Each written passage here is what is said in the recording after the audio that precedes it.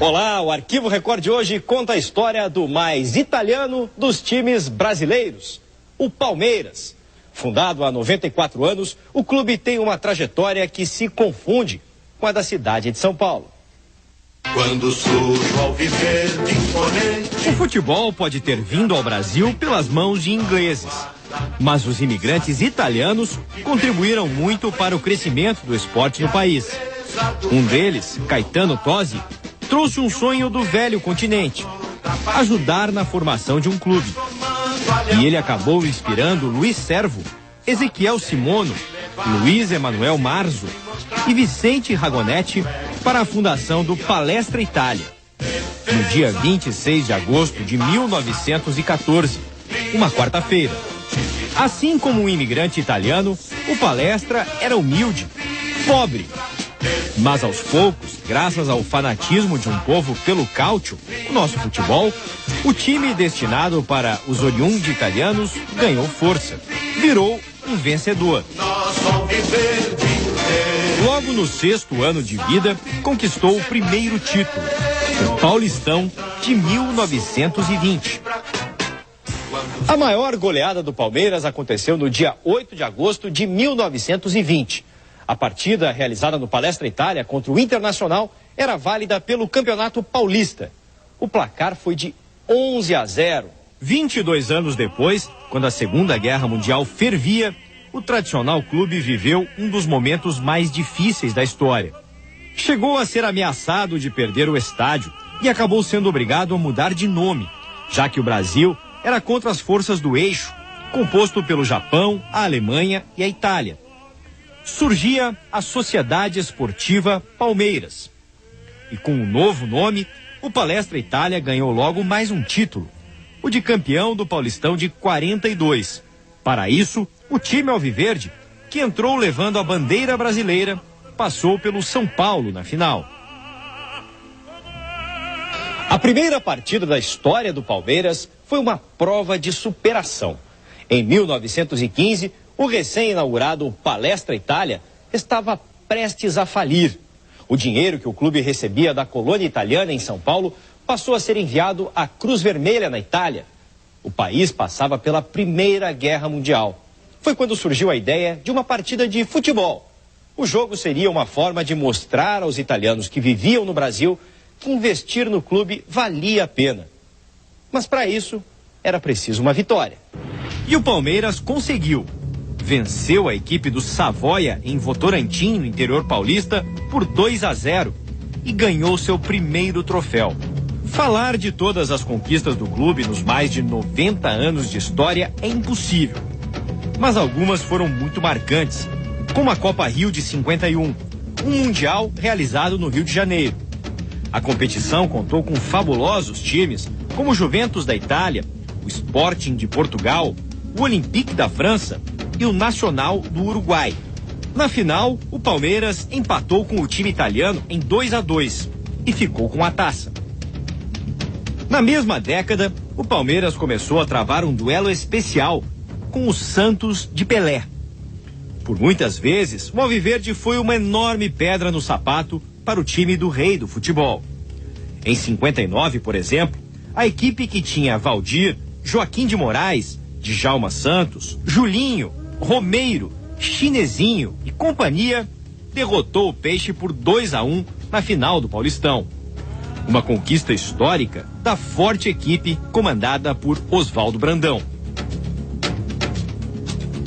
Em 1965, o Palmeiras representou o Brasil na inauguração do estádio do Mineirão. Pela primeira vez na história do futebol brasileiro, uma equipe foi convidada para compor toda a delegação, do técnico ao massagista, do goleiro ao ponta esquerda. O jogo foi contra o Uruguai e o Palmeiras goleou. O time inteiro do Verdão vestiu a camisa da seleção brasileira. O placar foi de 3-0 para o Brasil, com gols de Rinaldo, Tupazinho e Germano. E o Palmeiras ganhou o justo apelido de Academia. Nos anos 70, o Palmeiras continuava dando aula de futebol.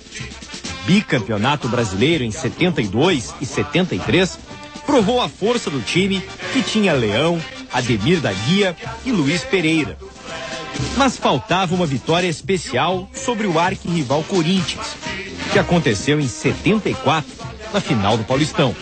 O gol de Ronaldo, narrado por Fiore Gigliotti, molhou as arquibancadas do Morumbi com as lágrimas dos corintianos, que estavam sedentos por um título. Pela ponta, atenção, vai levantar, balão subindo, descendo, entrou, Leivinha, bola para o Ronaldo, tocou, gol!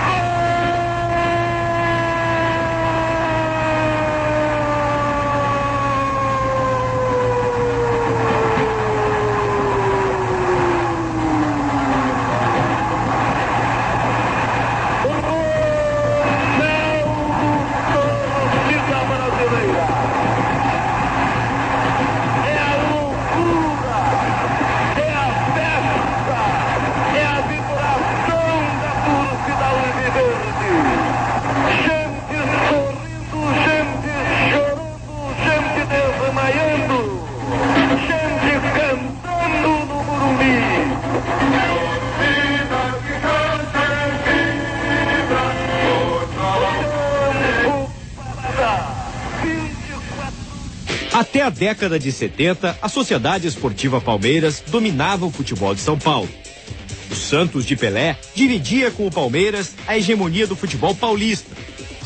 Mas era o time do Parque Antártica o maior vencedor de títulos do Paulistão.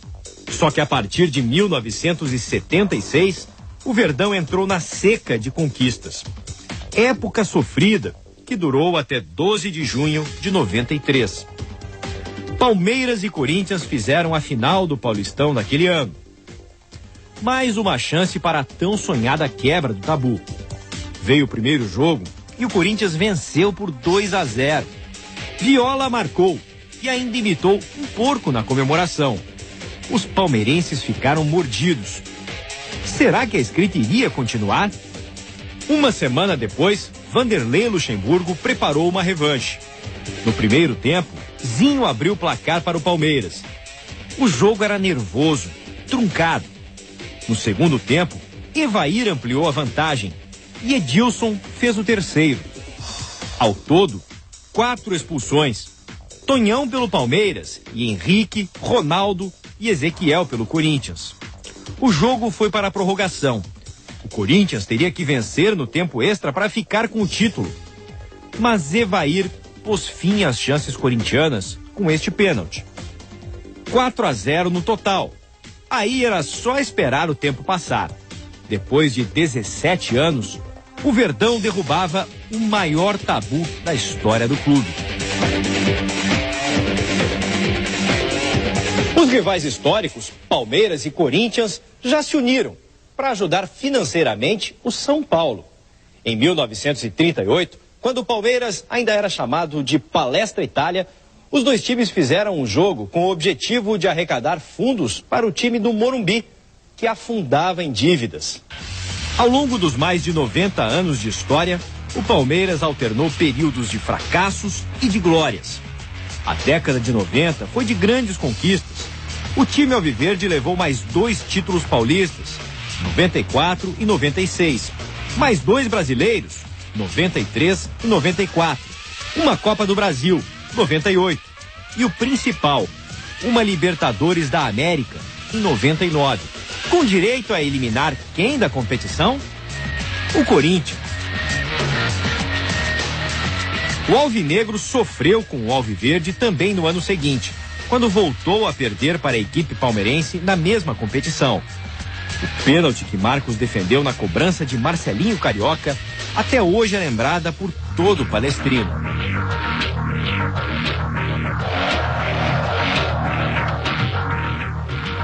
Nem mesmo a queda para a segunda divisão tirou a empolgação da Nação Verde, que deu um espetáculo à parte ao incentivar o time na conquista da Série B.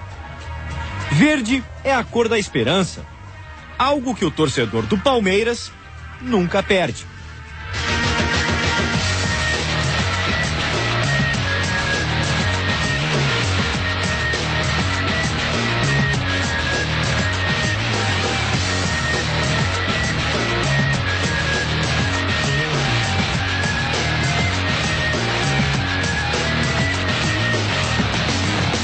No próximo bloco, os grandes heróis da história do Palmeiras. Daqui a pouco, não perca.